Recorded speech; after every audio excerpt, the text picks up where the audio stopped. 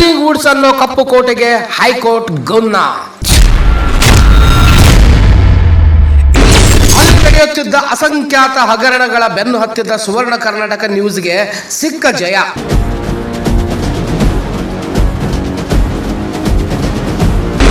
ಅತಿಕ್ರಮಿಸಿಕೊಂಡಿದ್ದ ಎಲ್ಲ ಜಾಗಗಳಿಗೂ ಬೇಲಿ ಹಾಕಲು ಆದೇಶ.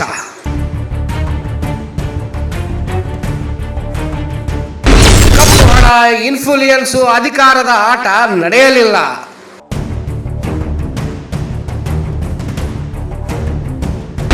ಅರಣ್ಯ ಇಲಾಖೆಗೆ ಸವಾಲು ಹಾಕಿದ್ದ ಜಾಧವ್ಗೆ ಮುಖಭಂಗ. ಇದು ಸುವರ್ಣ ಕರ್ನಾಟಕ ವರದಿಯ ಫಲಶ್ರುತಿ.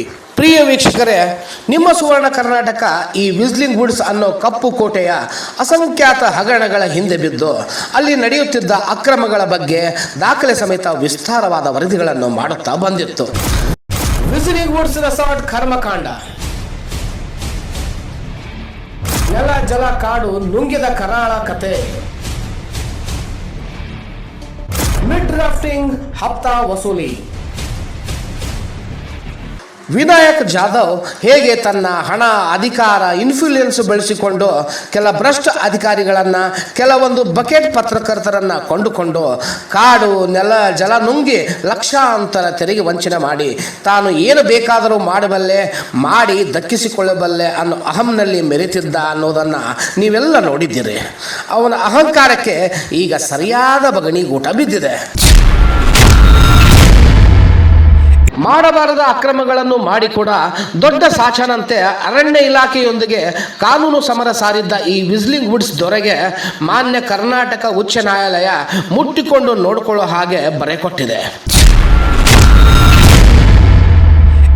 ಏನಾಯ್ತೋ ಇದೇನಾಯ್ತೋ ವಿಧಿಯಾಟ ಏನಾಯ್ತು.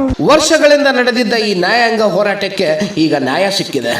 ವಿಸ್ಲಿಂಗ್ ವುಡ್ಸ್ ಮಾಡಿದ್ದ ಹಗರಣ, ಅತಿಕ್ರಮಣ ಎಲ್ಲದರ ಬಗ್ಗೆಯೂ ಕೂಲಂಕುಷವಾಗಿ ವಿಚಾರಣೆ ನಡೆಸಿದ ಮಾನ್ಯ ನ್ಯಾಯಾಧೀಶರಾದ BM ಶ್ಯಾಮ್ ಪ್ರಸಾದ್ ಮತ್ತು ರಾಮಚಂದ್ರ ಹುದ್ದಾರ್ ಪೀಠ ನ್ಯಾಯದ ಪರವಾಗಿ ತೀರ್ಪು ನೀಡಿದ್ದು 30 ದಿನಗಳ ಒಳಗೆ ಜಾಧವ್ ಅಂಡ್ ಟೀಮ್ ಅತಿಕ್ರಮಿಸಿಕೊಂಡಿರುವ ಎಲ್ಲ ಜಾಗವನ್ನು ತೆರವುಗೊಳಿಸಿ ತಮ್ಮ ವಶಕ್ಕೆ ತೆಗೆದುಕೊಳ್ಳಬೇಕೆಂದು ಅರಣ್ಯ ಇಲಾಖೆಗೆ ಆಜ್ಞೆ ಮಾಡಿದೆ.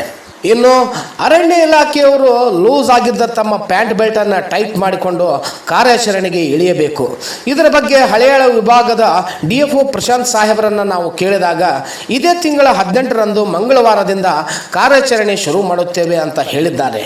ನಂಬಿಕೆಯಿಂದ ಕಾಯೋಣ, ಯಾಕಂದರೆ ಈ ಹೋರಾಟ ಇಷ್ಟಕ್ಕೆ ಮುಗಿಯೋದಲ್ಲ.